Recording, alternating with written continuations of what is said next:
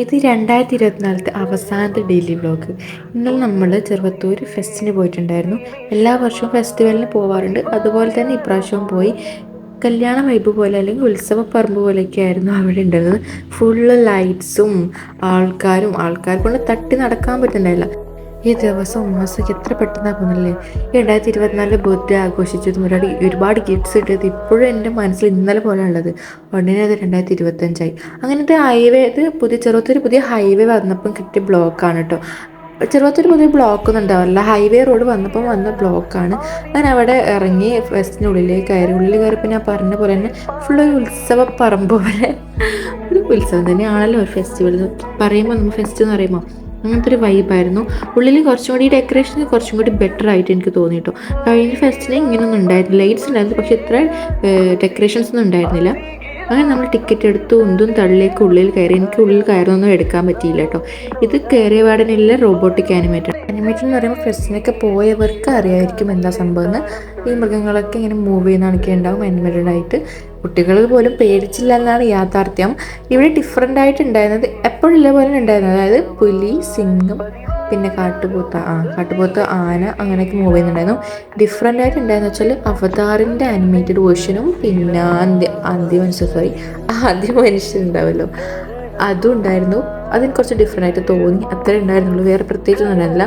അപ്പോൾ അതൊക്കെ കഴിഞ്ഞ് അതൊക്കെ കണ്ട് അടുത്ത സെക്ഷനിൽ പോയപ്പോൾ അവിടെ ഫുൾ ഇങ്ങനത്തെ ബേർഡ്സ് ആയിരുന്നു കേട്ടോ. പ്രാവും തത്തയും ലവ് ബേർഡ്സ് അങ്ങനത്തെ ഒക്കെ ആയിരുന്നു. പിന്നെ അടുത്ത സെക്ഷനിൽ പോകുമ്പോൾ എനിക്ക് ഇഷ്ടപ്പെട്ടത് വെച്ചാൽ ഈ ഒരു വ്യൂ ആണ് കേട്ടോ. ഇത് ഈ വഴിയിൽ ഇങ്ങനെ ഡെക്കറേറ്റ് ചെയ്തിട്ടുണ്ട്, ആരെ ബുദ്ധിയാണെന്ന് എനിക്കറിയില്ല, പക്ഷെ നല്ല രസമുണ്ടായിരുന്നു. പിന്നെ സെയിം എപ്പോഴത്തെ പോലെ തന്നെ ചട്ടി വിത്ത് ബാഗ്സ്, പിന്നെ ഫാൻസി ഐറ്റംസ്, ചപ്പൽസ്, അങ്ങനത്തെ ഏരിയ സെക്ഷൻസ് ഒക്കെ ആയിരുന്നു. എപ്പോഴും നോക്കിക്കുന്നവരൊന്നും വാങ്ങിയിട്ടില്ല. പിന്നെ നേരെ നമ്മൾ മെയിൻ സ്പോട്ടിലേക്ക് പോയി. ഫുഡ് സ്പോട്ട് ഉണ്ടാവുമല്ലോ, അവിടേക്ക് പോയി. അവിടെ ഉണ്ടായപ്പോൾ റൈഡ്സൊക്കെയാണ്, ആകാശത്തൊട്ടിലും പിന്നെ തോണിയും. പിന്നെ റൈഡ്സ് പൊതുവെയുള്ള റൈഡ്സ് തന്നെയാണ്. പിള്ളേരെ വേഗം അതിൽ കയറ്റിയതല്ല, കയറാൻ നിർബന്ധിച്ച് കയറിയതാണ് അത് ഇതെന്നൊക്കെ പറയുന്നുണ്ടായിരുന്നു. എൻ്റെ സിസ്റ്ററിൻ്റെ ബേബി ആദ്യം ചൂണ്ടിക്കാണിച്ചത് എന്താണെന്നറിയോ? ആകാശത്തൊട്ടില്ല അത് കയറണം എന്നാണ് പറയുന്നത്. എന്തറിഞ്ഞിട്ടാണ് പറയുന്നല്ല, ഇവരൊന്നും അങ്ങനെ കണ്ടിട്ടില്ല, അതുകൊണ്ടായിരിക്കും അങ്ങനെ പറഞ്ഞത് വിചാരിക്കുന്നു. എന്നിട്ട് വേറെ റൈഡ് കയറ്റിയപ്പോൾ കരഞ്ഞു കോളായി ആകെ തിരിച്ച് ഇറങ്ങേണ്ടി വന്നു കേട്ടോ. പൈസ പോയത് മെച്ചം. പിന്നെ നമ്മൾ ഫുഡ് സ്പോട്ടിലേക്ക് പോയി. അവിടെ തന്നെയായിരുന്നു മുളക് ബജി, പാവ് ബജിയൊക്കെ. നമ്മൾ ആദ്യം വാങ്ങിയത് ഐസ്ക്രീം വാങ്ങി കഴിച്ചു. ആദ്യം ഭയങ്കര ചൂടായിരുന്നു അവിടെ, ആൾക്കാർ തിക്കും തിരക്കൊക്കെ ആയതുകൊണ്ട്. ഇതൊക്കെ കഴിച്ചേണ്ടി നേരെ നമ്മൾ പ്രോഗ്രാം നടക്കുന്ന സ്റ്റേജിൻ്റെ ഫ്രണ്ടിലോട്ടേക്ക് പോയിട്ടോ. അവിടെയാണെങ്കിൽ ഇരിക്കാൻ സ്ഥലം ഉണ്ടായിരുന്നില്ല. അവിടെ ആദ്യം ഏതൊരു മ്യൂസിക് കോമ്പറ്റീഷൻ എനിക്ക് മറന്നുപോയിട്ട് ആക്ച്വലി ഓർമ്മയില്ല. അതിൽ കണ്ടസ്റ്റൻ്റ് ആയ ഒരു കുട്ടി പാട്ടുപാടി, കൂടെ വേറെ കുറേ ആൾക്കാരുണ്ട് കേട്ടോ.